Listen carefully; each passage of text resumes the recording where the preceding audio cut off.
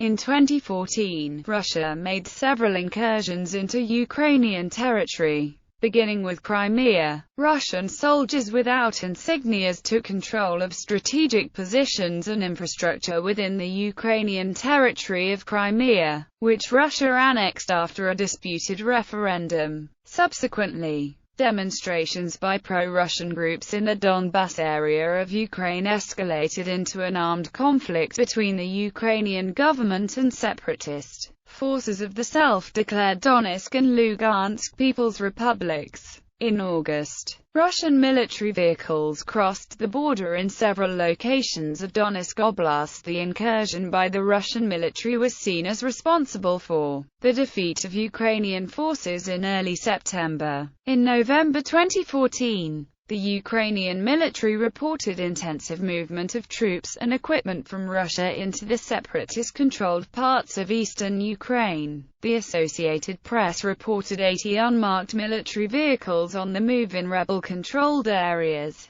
An OSCE special monitoring mission observed convoys of heavy weapons and tanks in DPR-controlled territory without insignia. According to a former Pentagon strategy advisor, there were as many as 7,000 Russian troops inside Ukraine in early November 2014. And OSCE monitors stated they observed vehicles transporting ammunition and soldiers' dead bodies crossing the Russian-Ukrainian border under the guise of humanitarian aid convoys. As of early August 2015, OSCE observed over 21 such vehicles marked with the Russian military codes for soldiers killed in action. According to the Moscow Times, Russia has tried to intimidate and silence human rights workers discussing Russian soldiers' deaths in the conflict. OSCE repeatedly reported that its observers were denied access to the areas controlled by combined Russian separatist forces.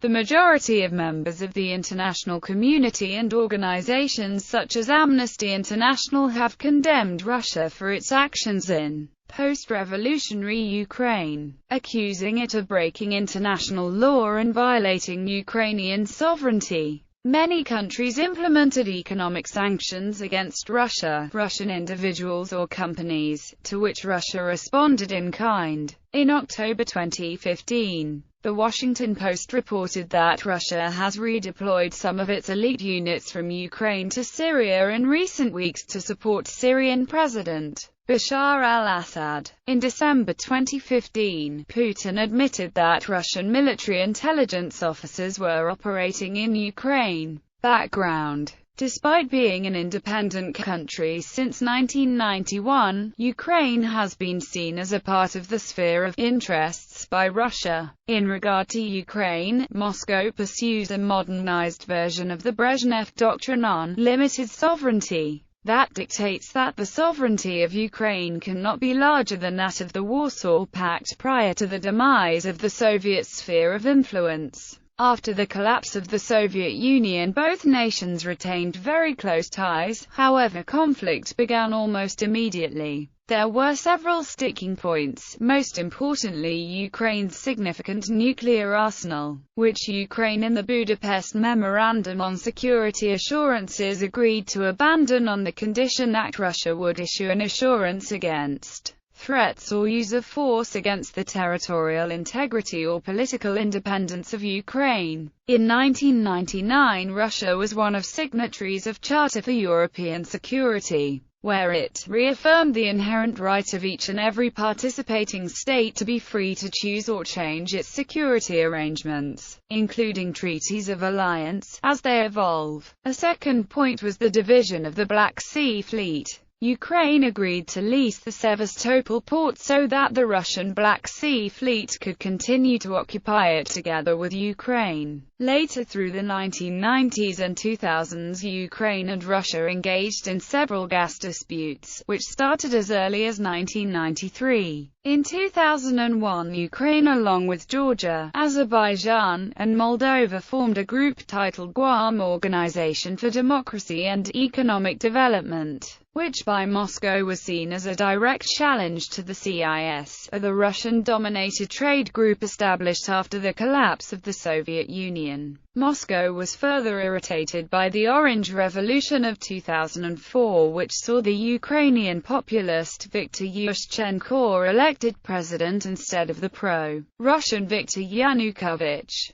Moreover, Ukraine also continued to increase its cooperation with NATO, deploying the third-largest contingent of troops to Iraq in 2004, as well as dedicating peacekeepers to NATO missions such as the ISAF force in Afghanistan and KFOR in Kosovo. A pro-Russian president, Viktor Yanukovych, was elected in 2010, and Moscow felt that many ties with Ukraine could be repaired. Prior to this, Ukraine had not renewed the lease of Black Sea naval base at Sevastopol, meaning Russian troops would have to leave Crimea by 2017. However, Yanukovych signed a new lease and even expanded allowable troop presence, as well as allowing troops to train in the Kerch Peninsula. Many in Ukraine viewed the extension as unconstitutional, as Ukraine's constitution states that no permanent foreign troops shall be stationed in Ukraine after the Sevastopol Treaty expired.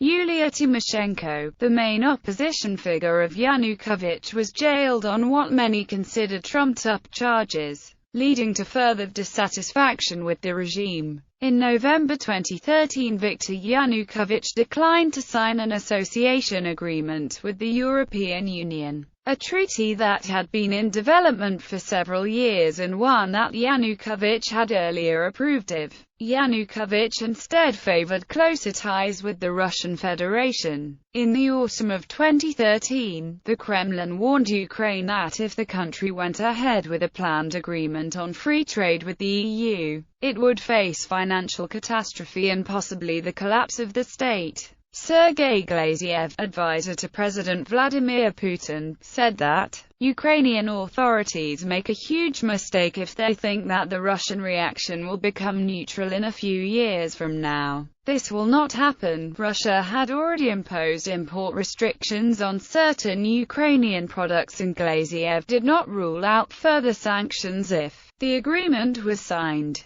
Glaziev allowed for the possibility of separatist movements springing up in the Russian-speaking east and south of Ukraine. He suggested that, contrary to international law, if Ukraine signed the agreement, Russia would consider the bilateral treaty that delineates the country's borders to be void. Russia could no longer guarantee Ukraine's status as a state and could possibly intervene if pro-Russian regions of the country appealed directly to Moscow. Euromaidan and Anti-Maidan. Following months of protests as part of the Euromaidan movement, on the 22nd of February 2014, protesters ousted the government of Ukrainian President Viktor Yanukovych, who was elected with 48.95% votes in 2010. The protesters took control of government buildings in the capital city of Kyiv, along with the city itself, as police abandoned their posts across the capital Kyiv and the opposition established control over key intersections and the parliament. President Yanukovych fled Kyiv for the eastern city of Kharkiv, where he has traditionally had more support. After this incident, the Ukrainian parliament voted to restore the 2004 Constitution of Ukraine and remove Yanukovych from power. A vote on the resolution, which stated that Yanukovych is removing himself from power because he is not fulfilling his obligations, emerged 328-0 in support.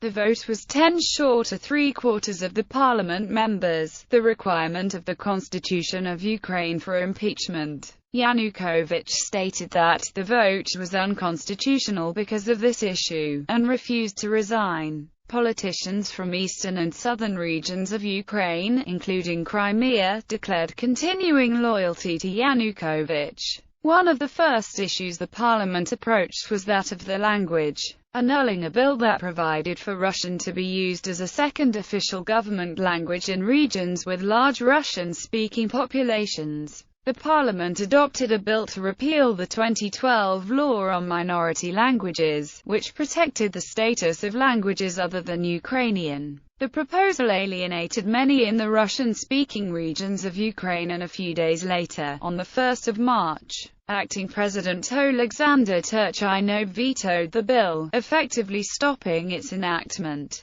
In the meantime, on the morning of the 27th of February, Berkut special police units from Crimea and other regions of Ukraine, which had been dissolved on the 25th of February, seized checkpoints on the Isthmus of Perekop-Chonha Peninsula. According to Ukrainian MP Hennady Moskal, former chief of the Crimean police, these Berkut had armored personnel carriers, grenade launchers, assault rifles, machine guns and other weapons. Since then, they have controlled all land traffic between Crimea and continental Ukraine. Russian political actions. Russian permanent representative to the United Nations Vitaly Churkin presented on the 4th of March a photocopy of a letter signed by Viktor Yanukovych on the 1st of March 2014 asking that Russian President Vladimir Putin use Russian armed forces to restore the rule of law, peace, order, stability and protection of the population of Ukraine. Both houses of the Russian parliament voted on the 1st of March to give President Putin the right to use Russian troops in Crimea. On the 24th of June, Vladimir Putin asked Russian parliament to cancel resolution on use of Russian forces in Ukraine. The next day, Federation Council voted to repeal previous decision making it illegal to use Russian military in Ukraine. Crimea. Days after Ukrainian President Viktor Yanukovych fled the capital of Kiev in late February 2014, armed men opposed to the Euromaidan movement began to take control of the Crimean Peninsula. Checkpoints were established by unmarked Russian soldiers with green military-grade uniforms and equipment in the capital of the Autonomous Republic of Crimea, Simferopol, and the independently administered port city of Sevastopol, home to a Russian naval base under the Kharkiv Pact of 2010. The local population and the media referred to these men as "Little Green Men." After the occupation of the Crimean parliament by these unmarked troops, believed to be Russian special forces, the Crimean leadership announced it would hold a referendum on secession from Ukraine. This heavily disputed referendum was followed by the annexation of Crimea by the Russian Federation in mid-March.